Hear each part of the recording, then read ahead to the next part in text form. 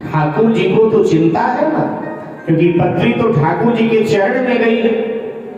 तो ठाकुर जी ने श्री राधिका की ओर देखा। राधिका रानी ने कहा क्या बात है। ठाकुर जी ने कहा कि देखो अति शीघ्र दिव्य भोजन तैयार करो।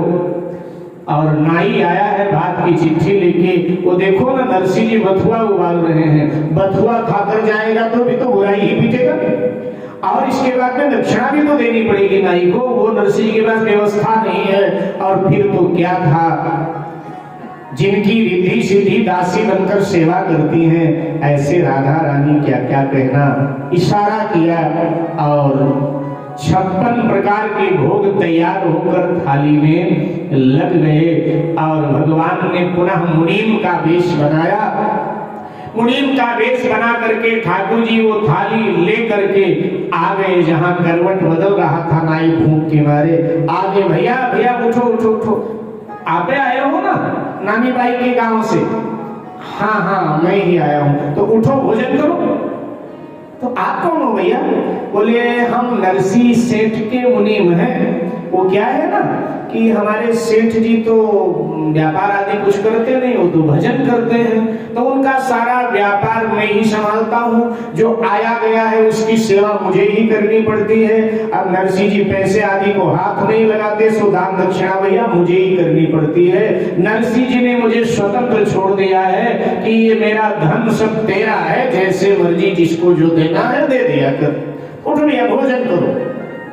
और अब उठा नाई भोजन करने लगा।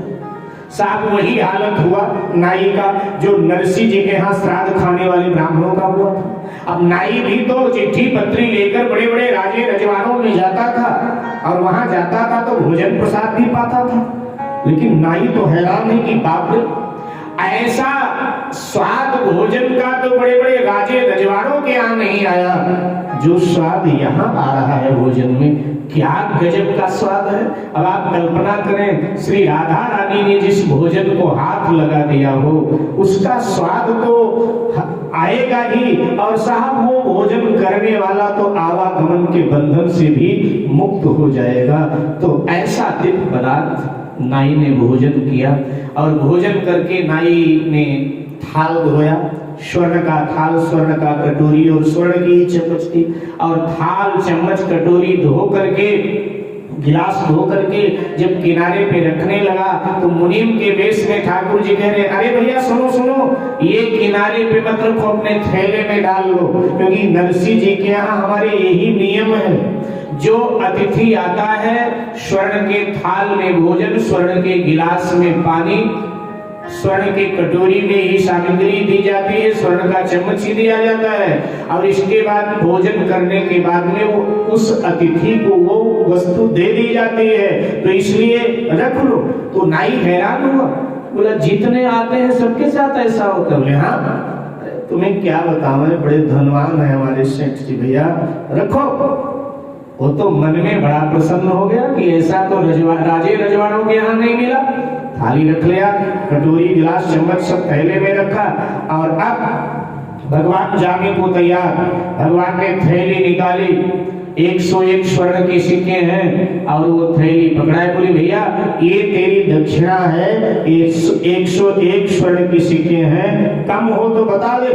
ओ एकदम चौंका, बोले अरे भैया मुनीम जी कम? अरे तो बहुत ज्यादा है, इतना मिलता कहाँ है, देता कौन है हमको इतना, ये तो बहुत ज्यादा है। बोले तुझे ज्यादा लग रहे होंगे, लेकिन हमारे सेठ को पता चलेगा तो कहेंगे और देना चाहिए तुझे, ये तो कम है, रख ले। रख लिया। और अब जय सीताराम की किया। और ठाकुर जी वहां से मुनीम के वेश में हटे, बाहर आकर अंतर्ध्यान हो गए। और नाई ने जम के भोजन कर लिया था, गले तक ठसाठस भर चुका था। सो अब नाई करवट लिया, और जैसे करवट लिया तो क्या नींद आई सुखद, एकदम नींद में खर्राटे लेने लगा। इधर नरसिंह जी बथुआ पतीली में उबाल करके लेके आए, पहुंचे। भैया भैया उठो उठो, फलाहार करो फलाहार करो। बड़ी देर के बाद में वो आंख मलता हुआ उठा, नरसिंह जी की ओर देखा, कहा भगत जी अब फलाहार नहीं किया जाएगा, आपका मुनीम आया था, इतना खिला दिया कि जगह बिल्कुल नहीं है। नरसिंह जी को लगा कि या तो मेरा मजाक बना रहा है ये आदमी, अथवा इसको मेरे गरीबी को देखकर दया आ रही से ऐसा बोल रहा। नरसिंह जी ने कहा भैया बुरा मत मानो, क्या करे, एकादशी है, अब एकादशी को हम फलाहारे करवाते हैं, इसलिए थोड़ा सा तो कर लो। बोले नहीं, आपका मुनीम है, आपको यकीन नहीं हो रहा है क्या? ये देखो जैसा आपका नियम है, देखो ये थाल, ये कटोरी, ये गिलास और 101 स्वर्ण के सिक्के भी दे गया आपका मुनीम। जैसा आप उसको आदेश कर रखा है ना, मुनीम आपका वैसा ही करता है। ये कह करके और नाई फिर लेट गया आंख बंद करके। नरसिंह जी ने सावल शाह के चित्र की ओर देखा, नरसिंह जी की आंखें भर आई, उनको लगा यहाँ रोना चालू करूंगा तो ये पूछेगा भगत जी रो क्यों रहे हो। बाहर आ गए भवन से, अपना आवाज से। एक पेड़ था सामने, पेड़ के नीचे नन्हे बच्चों की तरह सिसकियां ले लेकर के नरसिंह जी रोने लगे कि प्रभु क्या क्या करते हो मेरे लिए, इतना कष्ट मेरी वजह से आपको उठाना पड़ता है, कभी साहूकार बन जाते हो, कभी मेरे लिए मुनीम बन करके आ जाते हो। धन्य हो प्रभु, धन्य हो, जो आपने वचन दिया है गीता में, रामायण में, उसका निर्वहन आप कर रहे हो प्रभु, आप धन्य हो, धन्य हो। नाई की जब निद्रा टूटी, बड़ी देर के बाद उठकर बैठा और बोला नरसिंह जी से कि भगत जी अब आदेश करो, अब मैं चलूं। तो कहा ठीक है भैया जाओ, और हमारे समधी और समधन से कह देना कि हम ठीक समय पर भात लेकर के आवेंगे। सुनाई आया, मंजिल करता हुआ अंजार नगर पहुंचा। सबसे पहले समधन जी आई, नानी बाई की सासू आई, व्यंग करती हुई पूछने लगी, अरे भक्तड़ा मिला था क्या, या कहीं भीख मांगने गया था?